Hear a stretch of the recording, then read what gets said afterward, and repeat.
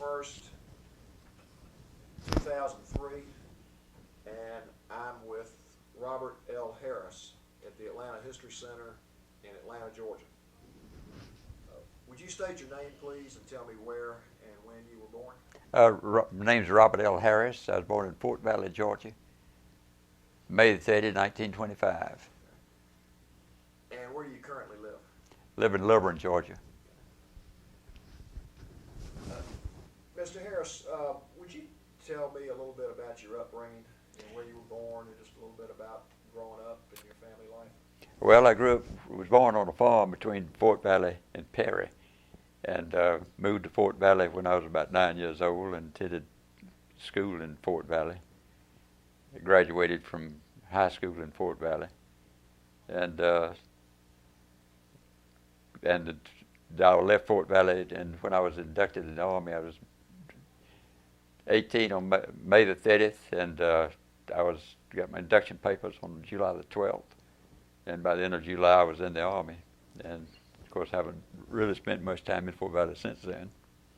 Did you volunteer, or were you drafted? I was drafted. I knew I was going to be drafted soon after I was 18, so I just waited until I was drafted.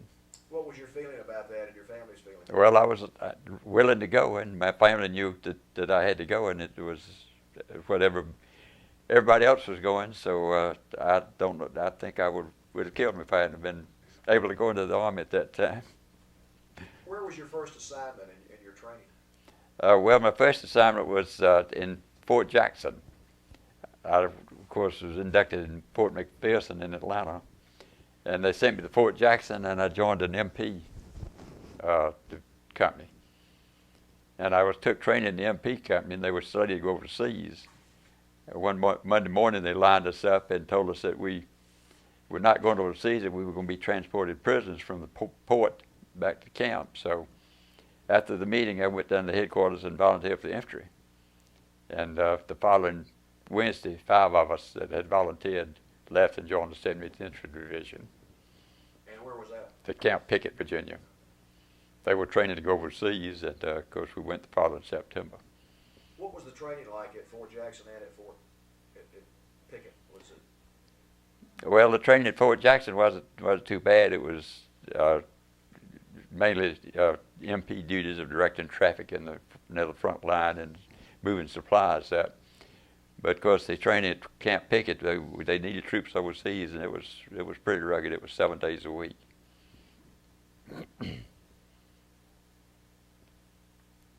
Did you have any experiences at Camp Pickett, like going to town or dealing with the civilians, or were you? Well, we didn't have much time off. There's a little town called Gaffney nearby that we sometimes on Saturday night we were able to go, but we were pretty well trained in 7 days a week. I think it seems like most of the time we spent at a training area called AP Hill, which we had to camp out, and we spent a lot of time there training to go overseas. When did you ship overseas? We shipped over in September of '43, and landed in England. Went to England, and from there we went across the canal over to Le Havre and up into Belgium. Describe your trip over on the ship. Well, it was a small ship, and my company had the bad experience of saving KP every day. They didn't want us to be switching KPs because it was confined on the ship, and so that when you learn the job, you pretty well had the job all the way over. I know that it's probably the first time I've been on a ship, and I had a bad case of seasickness going over. I know saving KP, one fellow and I had to switch off the saving line because one was sick, and one got somebody else to take his place while he tried to get a little better, feel better. But it was pretty rough go because you couldn't have lights. We went a convoy, and at night you would go on deck and there were no lights, and the weather was fairly favorable, but it was quite an experience. How long did it take you to get from coast to coast? Well, let's see. It seemed like it was about 10 days. I'm really not sure. I believe it was about 10 days trip over. Where did you land? We landed in let's see, Southampton, England. And tell me what happened then after you landed. You know, what was it like once you first got on land?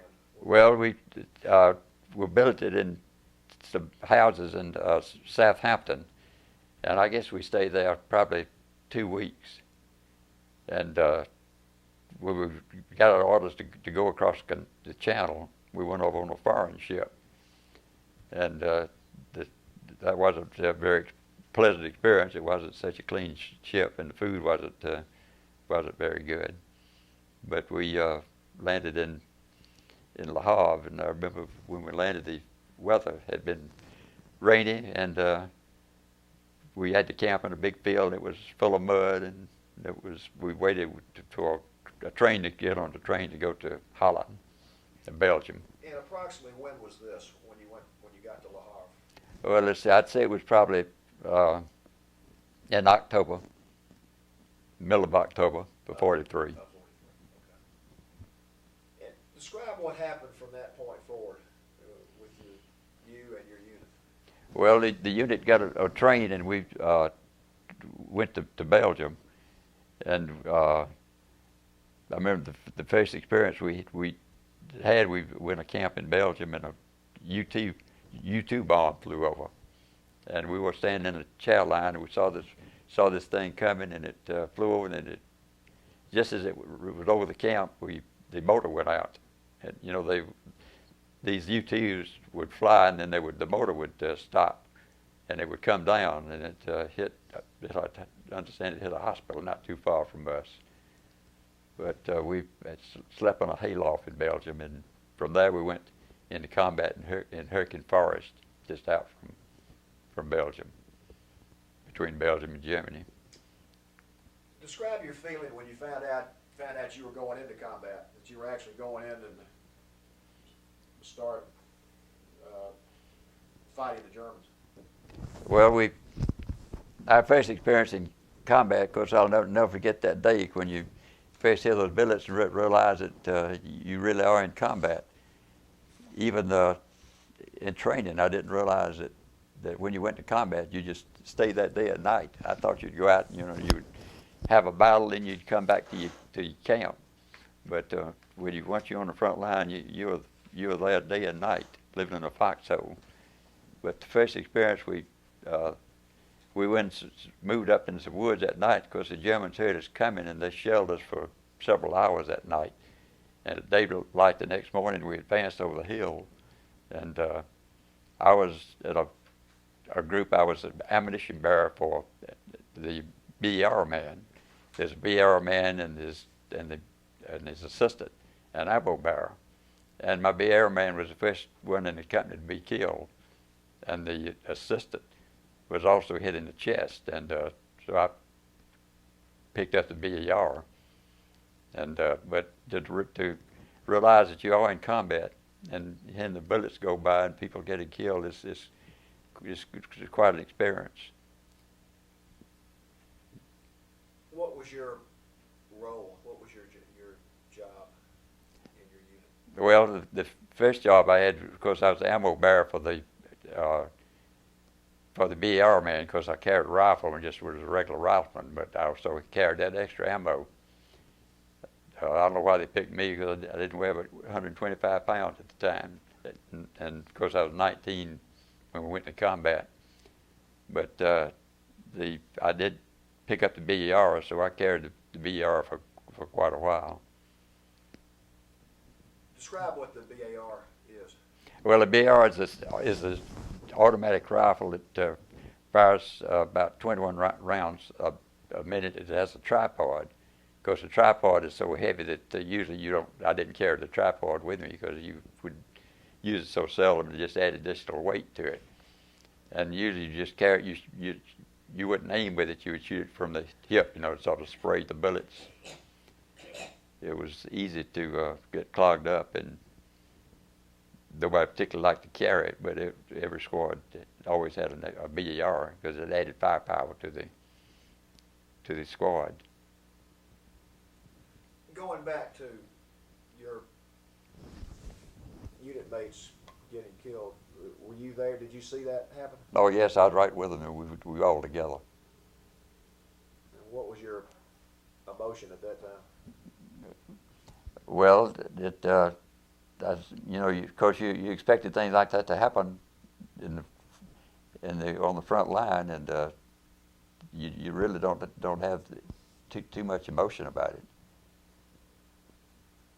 But I know when I picked it up, and the lieutenant followed us to follow him up a road, and I followed the lieutenant up a road, and the Germans was breaking the hedgerows, and the lieutenant was hit, and the sergeant behind me was hit, and we were going to go up that road and try to get into the town. There's a small village we were trying to take. And what was the name of that village? Well, the particular, I don't remember what the name of the village. It was out from Rolands Roth. Continue with what happened then from that point forward. Well, after we went through, went up that road, the lieutenant was hit, and I was trying to there was a sniper off to the side that kept shooting at us from the road, and I got down in a ditch. It had been raining, it was full of water, and I was trying to find the sniper, and it was about dark, so that night they took me back. I went back and got some dry clothes and came back up the next morning. But we did capture the town that night. They surrendered, and we captured the town that night. And the next morning, we went through the town and dug foxholes on the other side of the town. And we were there for quite a while, because soon after that, the Battle of the Bulge started. And we knew that something was going on before the Battle of the Bulge. We could hear the tanks moving up. And this was 1944. Yes. Well, this is about December 43. I think the Battle of the Bulge was in January of 44. And but we were in this particular position for, I guess, about 3 or 4 weeks. During the Battle of the Bulge, we kept complaining that the Germans our artillery was falling short, and they told us that the Germans were shooting at us from behind, that they had surrounded us, but they came through about 3 miles from us. And this was about 6 months after D-Day, is that right? Yes, about 6 months, yes. D-Day was in July, and it was about 6 months after July, after D-Day. So continue on. And of course, when we started out, we were going to take a bridge in Locket Ridge Bridge across the Rhine River. And so as after the Battle of the Bulge, that we did take off, and we took a town called Schmidt, Germany, which was just outside of this bridge, not bridge, but dam. And I think that was probably one of the worst battles we had. We lost more than half our company. There were several companies involved, but we had real high casualties in taking Schmidt. And when we did finally took Schmidt, and then moved on over to the bridge, this dam, which is on the outside of town. And after this, I guess we were there about a week, and the Germans were on one side of the river, and we were on the other. And my job was, I had a foxhole overlooking the cliff, overlooking the bridge on the cliff, and it was my job they gave me what you call a thing to shoot an asthma, and it's my job to watch for artillery fire and movement across the other side of the river, because I'm in a real high position. And I'd report it back, give them to shoot an asthma, but it had a little thing I could tell I'd just estimate the distance and tell what latitude and longitude the activity was, and they would try to shoot artillery in that direction. So we were there about a week, and so finally after that we loaded on trucks and went to Caen Plains. And for the next 2 weeks we rode tanks and walked. I believe my literature from the division says that it took 12 days across the Caen Plains, and we averaged 21 miles a day for the 12 days it took to cross the plains.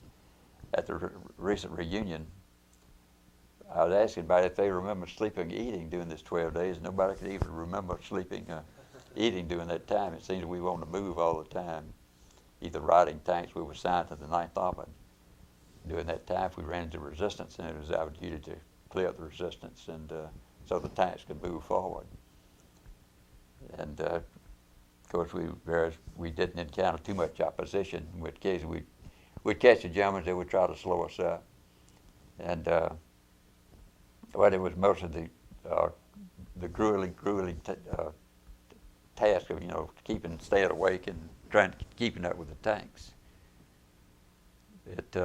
At this time, the snow was beginning to melt. During the time that we were at Rolands Roth, the weather was so cold, and that's one thing I remember, staying in the foxholes. In the foxholes day and night. In fact, I didn't see a fire the whole time that whole winter. Just out in the cold the whole time in the foxhole. But when we finally crossed the Caen Plains, they kept telling us that when we reached the Rhine River, that we would take a rest about 6 months, because it would take 6 months to get the boats up so that we could attempt to cross the Rhine River.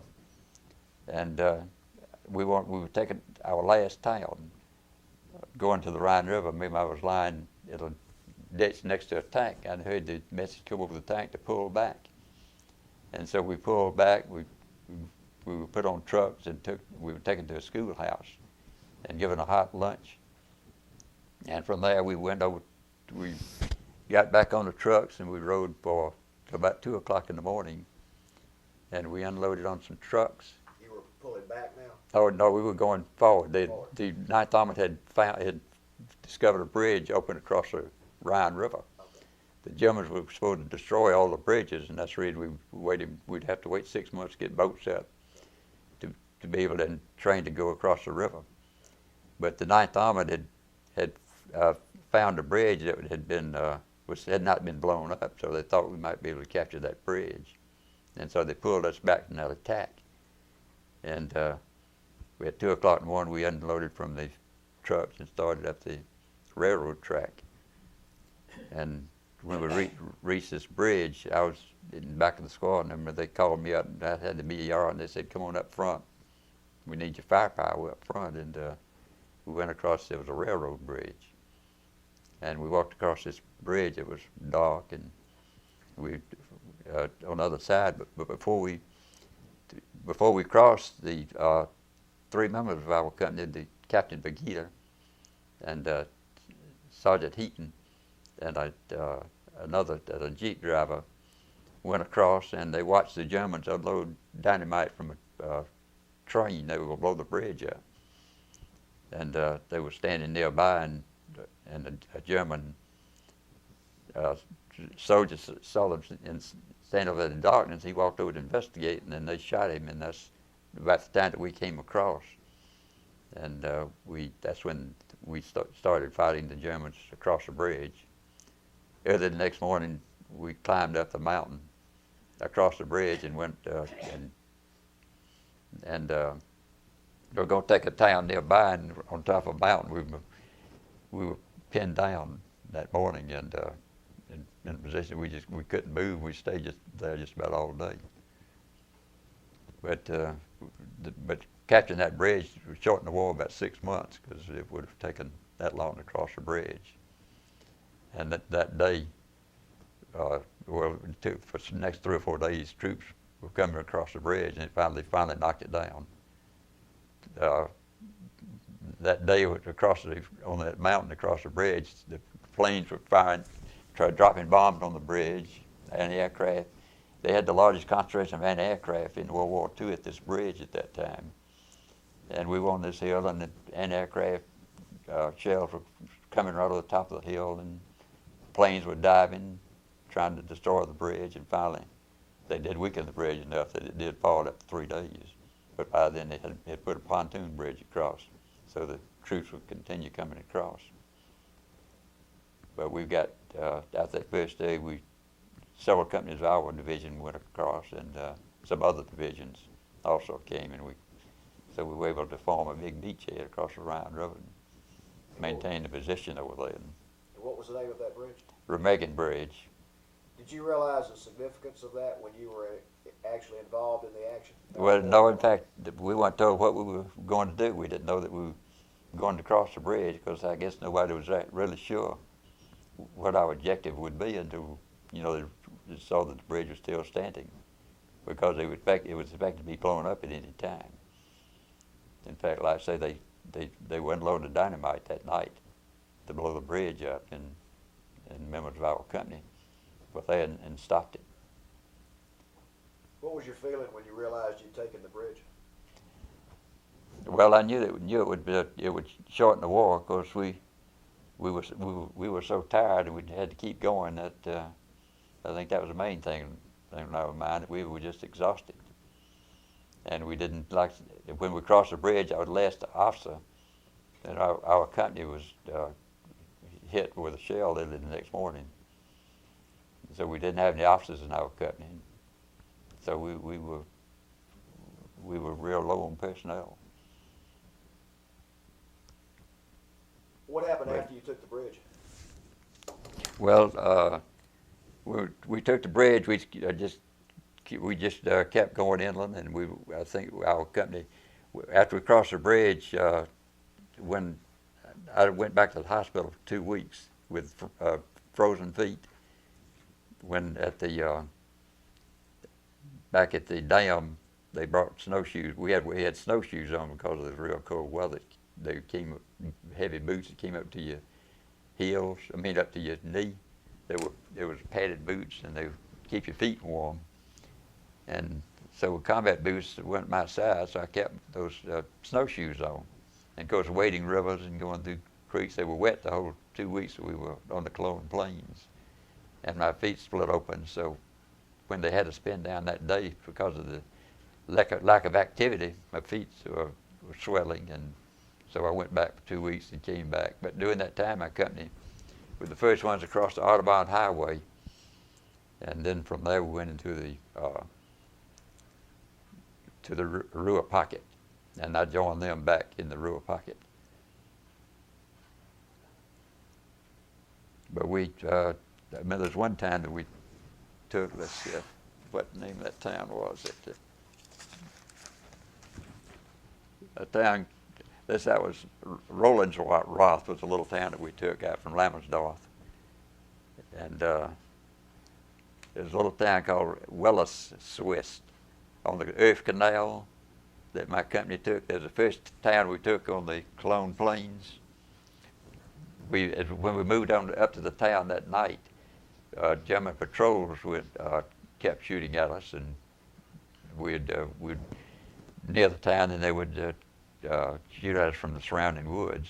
And then the next morning during the night we dug in foxholes right at the edge of the woods, and this town it was on the other end of a field. There was a long field, and it went down to a canal, and there was a sort of mountainside, a steep hill, and the town was on this hill beyond that canal. And we dug foxholes along the woods that night, and there the next morning about daylight. Remember, it was pretty boy. It was in March, and it was pretty, just about like today's sunny morning, and we all lined up on the edge of those woods and started running to this town across the field. And the Germans started shooting at us. And that was I think that was the only time during the war that I really felt like I was going to get hit, because I didn't think it had a chance to get across that field. But we did lose about half our squad going across that field, and we had to go down across the canal and then up into the town. But I know a lot of the guys at these reunions, they don't remember that too. They didn't put too much emphasis on that. But to me, that was one of the worst battles we had, as far as I was concerned. But the only first time I felt like that I was really going to be hit. What was your feeling when you got across the field and realized you made it? Well, I was really surprised. I remember looking up and seeing a good friend of mine, Dick Fraley, who was my squad leader, going up the bank from the river, and I was really relieved to see him. And he looked back and saw me, and he hollered back at me, and it was just felt like it was a miracle when you got across the field, because the Germans had machine guns and rifle fire. That was one engagement we had that we didn't use any artillery, and just strictly firepower.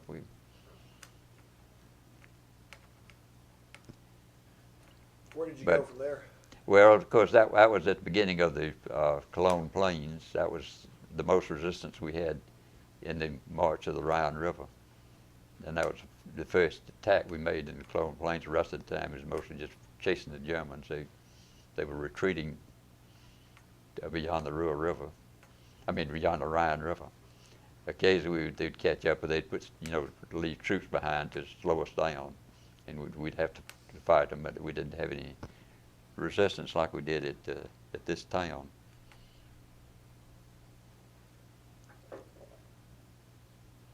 And about when was this? I know it was 1945. You mean of this particular battle? Yeah.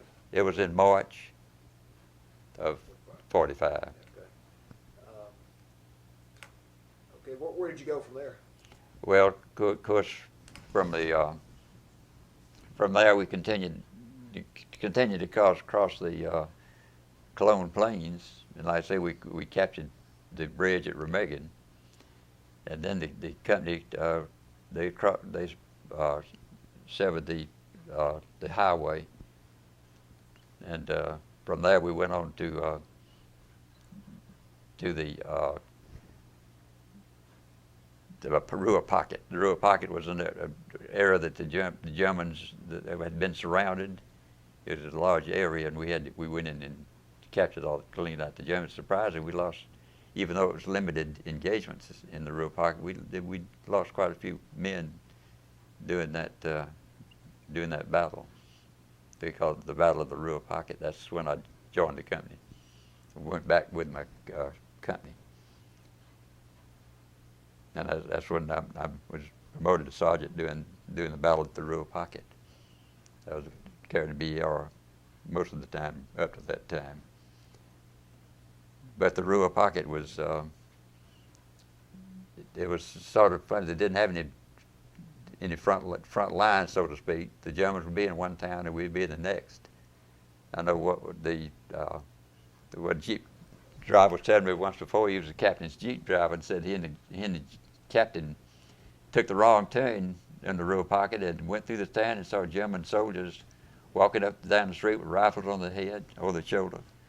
And so they went on through the town, and said they knew that they had to go back. So they just stopped and said they just went back through the town as fast as they could, and they were fired at a couple of times, but they got back through the town. But that's the way it was.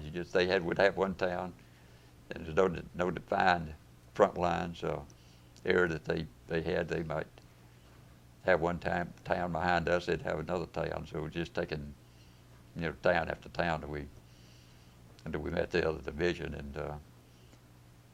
and that was the Ruhr Pocket was over. In fact, the war for us ended really before the war ended, because the Ruhr Pocket, we captured them. We didn't go back into combat. I think it was probably about 2 weeks before the war ended that we completed the Ruhr Pocket. The last town we took was on the German River. Let's see, I can't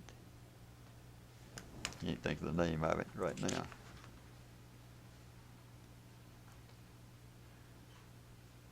I don't remember the name of that town right now, but we didn't know the war was over until just one morning they told us that we were meeting up with another division, and then we knew the fighting was over for us.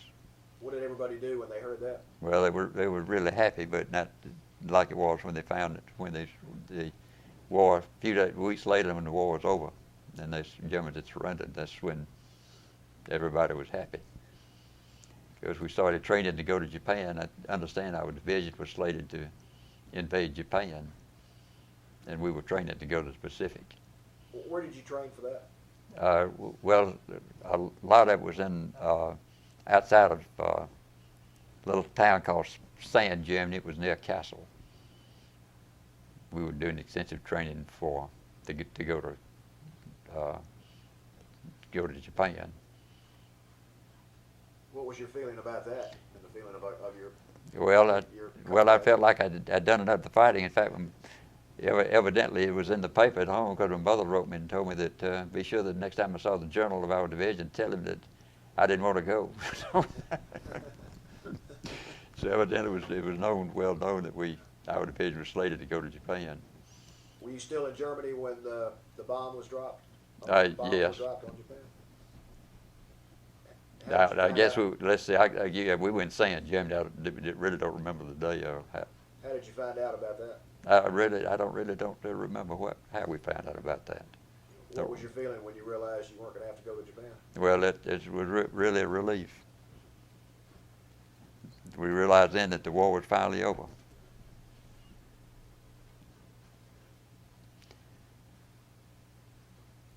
Tell me a little bit about the reaction of the people in the towns as you would go through Europe. You go to France and then Belgium and then, of course, Germany. Talk about the people that once you got into the towns, what the reaction was and what the interrelationship you might have had with them. Well, of course, when we were Caen France, we didn't see any people in the town, and then in the Siegfried line, we were stayed in this town, Roth and Rolands Roth was in the Siegfried line, and nobody. In fact, there were no houses standing. Roth wasn't so bad, but Rolands Roth, it was completely destroyed. It was right in the Siegfried line. So the first people that we really encountered was this little town that in Wellersworth on the Earth Canal. That was the first town we took where there were people involved. And they act like they were relieved that we were there, that we had come. Of course, you don't know what their true feelings were, but they act like they were glad to see us, the civilians.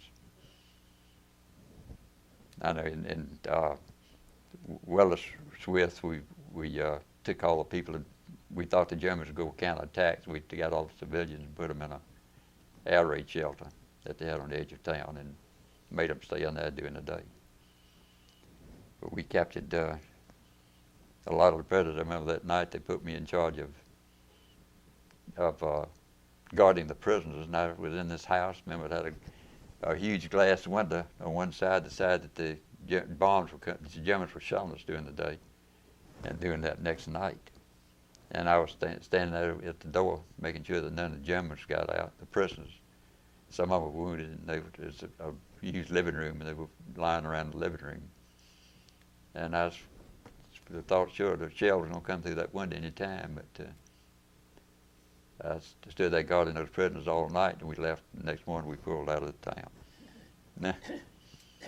What was the demeanor of the prisoners? How were they acting? Well, I really didn't have much contact with them. I didn't, I guess they could speak. I really didn't have any contact with them other than just, no words spoken between any of us.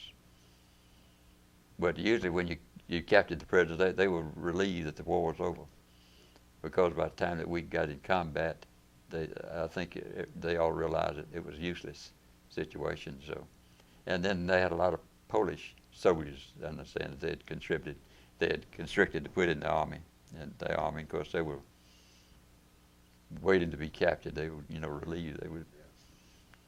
And in fact, one time right on the banks of the Rhine River. We moved in at about 3 o'clock in the morning, and I remember it was cold that night, and we used our own artillery, and some of us were killed because our own artillery fell short. We could use what you call rolling artillery. They would shell just so it was just in front of the troops that were moving into the town. And we took the town. We found that there's nobody there, because it was a town also where all the houses had been destroyed. And we found the German officer there with a bullet in his head, so that and the rumor was that he had some Polish soldiers, and they'd shot him and, just left the town. So we didn't have any resistance in that particular instance. but it was the cold weather that you really remember, because it was constant. There's no way to get out of it. Did your feet fully recover? Yes, I never hadn't had any problem with it. It was a trench foot.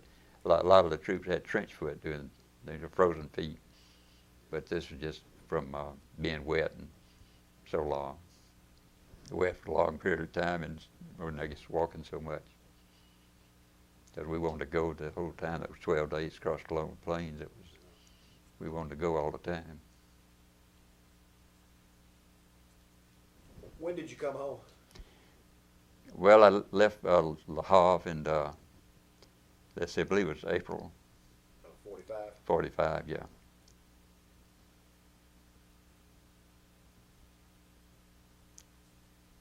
In Berlin, you know, they had points. You'd get so much points for being in such a length of time, and then extra points for combat and so forth. And I had points before. We shouldn't have stayed that long, but when you were in Berlin, you couldn't be replaced. So the points really didn't mean too much there. But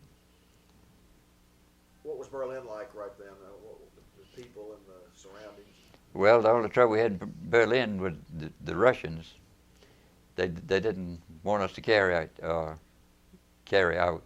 guns in Berlin. Of course, the Russians carried theirs, so it seemed like every night we would ask somebody that there'd be conflict with the Russians, and a soldier get killed by the Russians. But we were stationed near Tempelhof Airport in a big apartment complex. What kind of conflicts did they have with the Russians? Well, at night, I think we weren't supposed to socialize with the German girls, because some of them did, you know.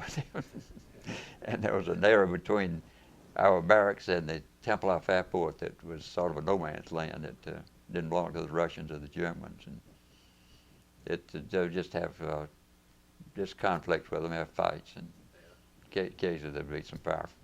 They'd shoot somebody. But as far as the German people, we didn't have any trouble with them in Berlin. Were you released from the Army after you got back to the States? Yes. Mm-hmm. How did you come back? We came back on a limited ship. Of course, since I was a sergeant, I didn't have to do KP on the way back, so I was happy about that. What was your welcome when you got back? How'd your family feel and your friends? Well, they were all glad to see me, but you know, nobody would ever ask me about war experience or anything, because they had all been told, you know, that we didn't. In fact, you didn't talk about it. I wouldn't talk about it. In fact, when I married, my wife didn't even know I was in combat till I started going to army reunions. My company, we have a reunion every month. I mean, every year. Then the division has one every other year. And I didn't start going, well, the company review, we didn't start ours until about 10, 12 years ago. And when I started going to those, that's the first time she knew that I was in combat. Because you just didn't like to talk about it, because my family never asked me about it, because they'd been advised, you know, not to bring it up. What convinced you to start talking about it? Well, I think getting together with the guys that you knew about it, you know, you feel like that when you talk about it, you know, people really wouldn't believe. They think you're exaggerating, because you just didn't feel like talking to it. Well, it would make you nervous to talk about it. What was the most memorable experience of the war for you? Well, I think, like you mentioned before, you know, when I first went on the front line and on the combat, realizing that you were up there and you were either going to be there and you got shot or killed. And then, of course, the thing I remember most is that attack we made at Willisworth, when I felt like I was going to get killed, running across that field with bullets kicking up dirt all around you and people dropping all around you.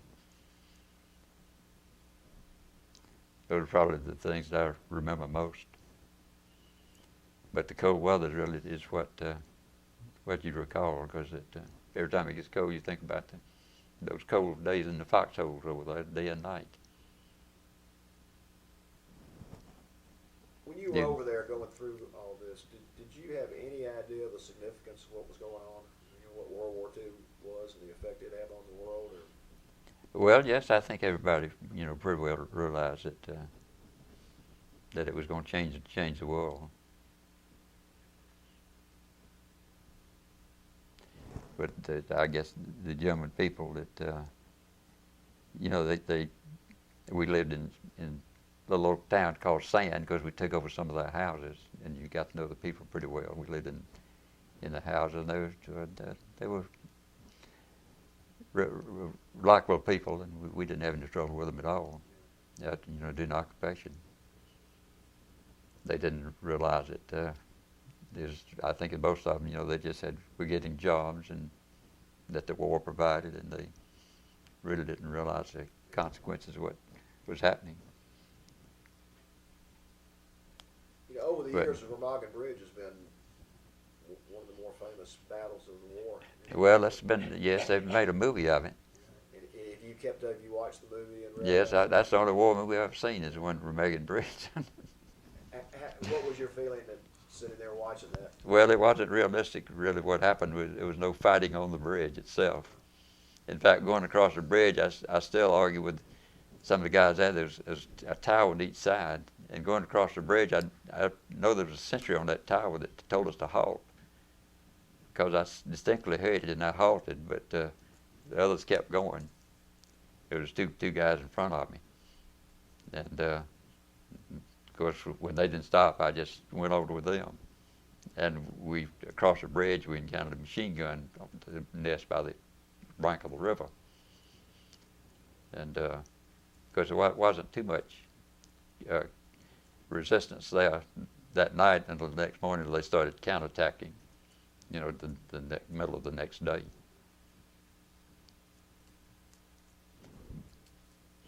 But that was a big turning point of the war, because, Hitler killed some of the generals, responsible for it, and it was really, they really goofed up in blowing that bridge down. But that was a big decision. We would go to these meetings. The guy that signed the letter for us to cross the bridge signed the permit, I guess you call it. They had the order for us to go across the bridge. They ever did. He talks about it at the reunions. He was in our company. And because Heller, the guy that wrote the book, he was a reporter over there, and he covered that. He was there at the crossing too. And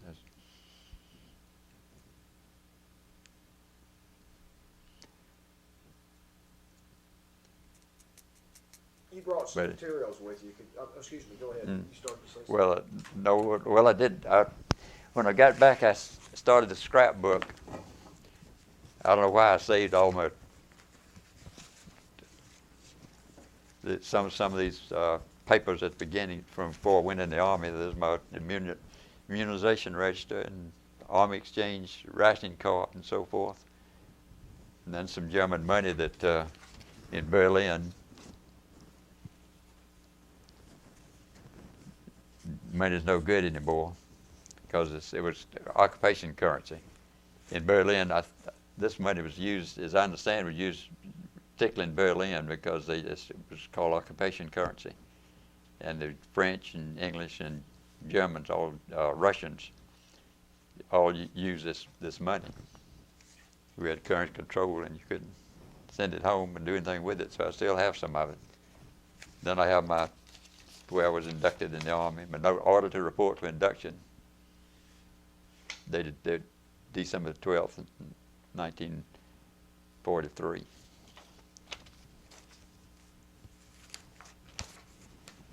And I had some articles we had a publication in our company called the Flash, and had some publications from it about our division.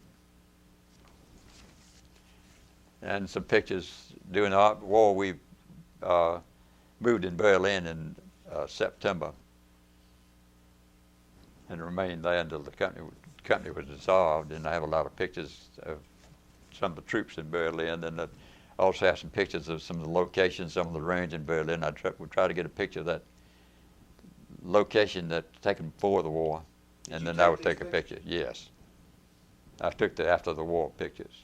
And I'd try to get pictures of the same if I'd get a picture of a certain place, I'd go take a picture of it after the war, and I would put them side by side. So there's several pages of that.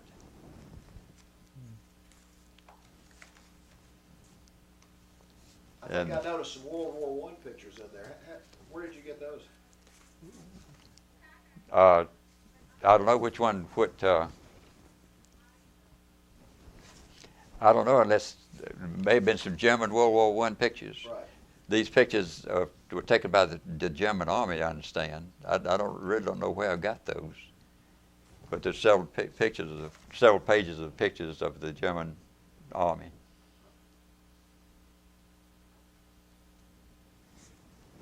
And I thought maybe if we were to start a museum or something, that these pictures might be of value.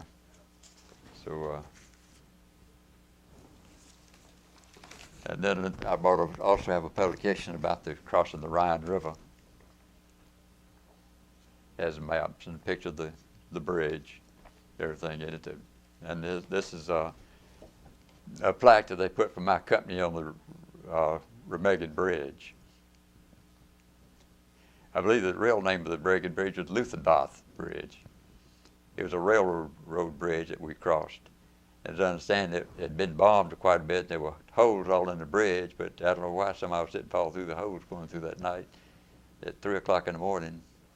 But as far as I know, nobody was fell in any of the holes or anything. But I went over to Europe with some of the, well, 2 of us from our company went over for this presentation of this plaque that they put on the bridge. It mentions March 8, 1945. That's when we crossed the bridge, about 3 o'clock in the morning.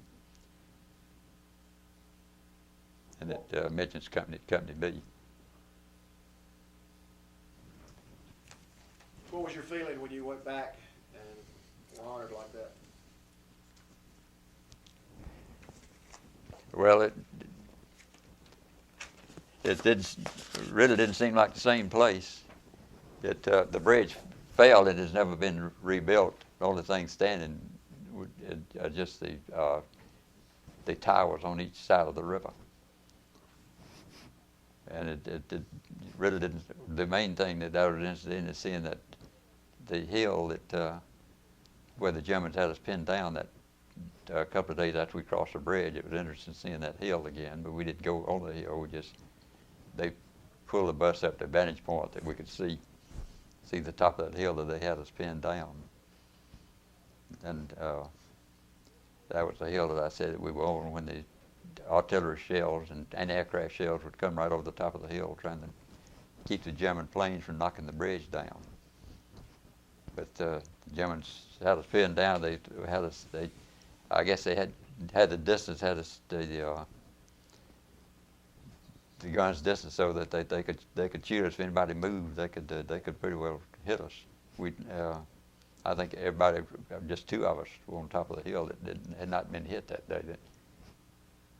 That had reached the top of the hill. Of course, there were some behind us that didn't get hit, but we hadn't reached the top of the hill. But when we got on top of the hill, Dick Frelick and I on top of the hill, and I think we were the only ones that weren't hit. But they kept shooting at us all day, and I remember there looked like an apple tree up there, and I was near it, and they would keep shooting 20mm shells in that apple tree, and of course the shrapnel would spray down, and you could get hit from it with a shrapnel. And then our company, this is a book I brought showing the history of the division.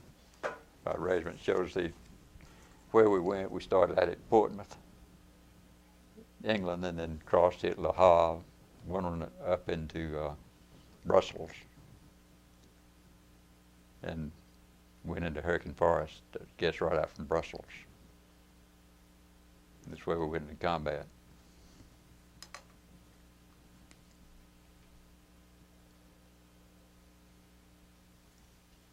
Have you been back to the Hurricane Forest? Yes, we went back to the parts we were in when I went over that trip for the dedication on the bridge.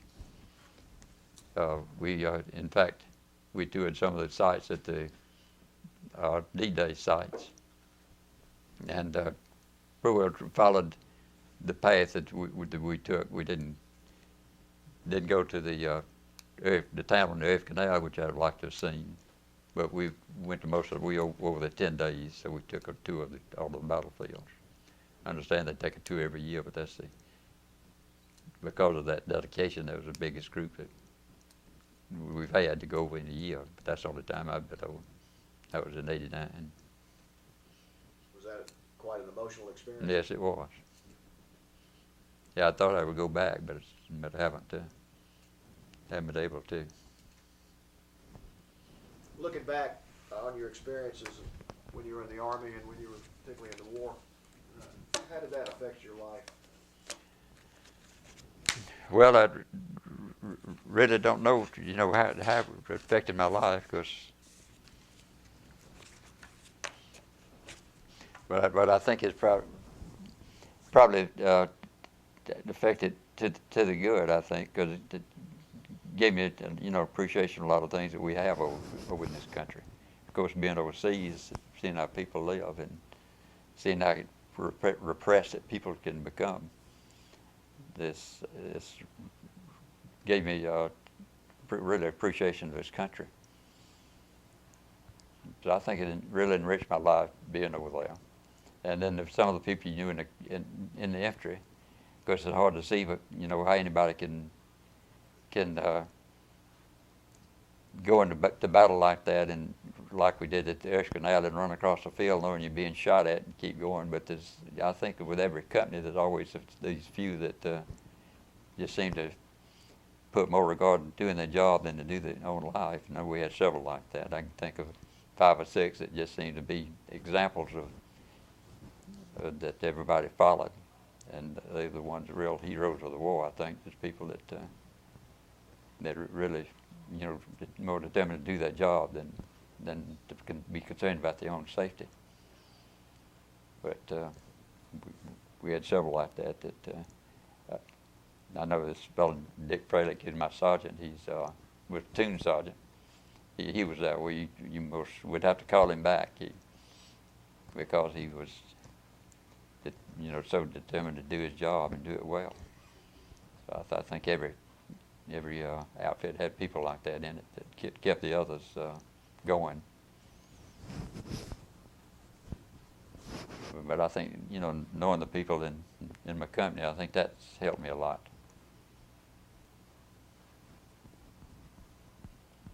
Is there anything else you'd like to say before we conclude our talk? Well, no, I can't. Don't think of anything. I know I wouldn't give anything of my experiences over there, and even though I volunteered to go in the infantry, to go overseas, and wanted to go overseas, I had friends over there, and I was determined to go over there and do my part.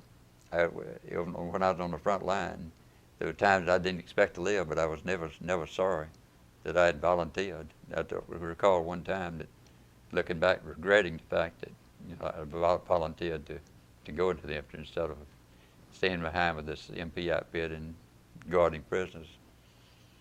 So, and I just think it was good that I did that, and it was just the thing I wanted to do. So that's really about all I have to say. Well, thank you so much for agreeing to do this interview, and thank you even more for everything you did. Well, I'm glad to do it, and I enjoyed doing it. For World War II and for saving the country. Well, thank you.